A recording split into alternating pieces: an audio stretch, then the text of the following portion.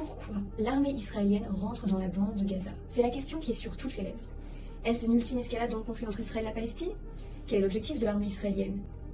Un peu de contexte d'abord. Le 7 octobre au matin, les terroristes du Hamas franchissent la frontière entre Israël et la bande de Gaza. Ce jour-là, le Hamas réalise un véritable pogrom en assassinant des jeunes à un festival et en massacrant des familles entières vivant dans les kibboutz à proximité de la bande de Gaza.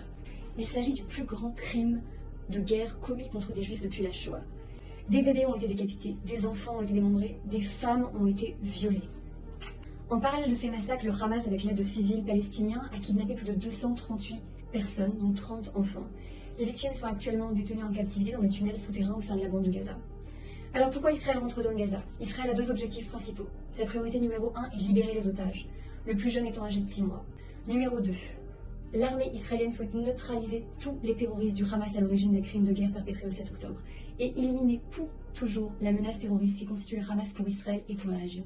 Ce que le président Biden, Emmanuel Macron et tous les dirigeants du monde ont compris, c'est le combat du terrorisme contre les valeurs de l'Occident.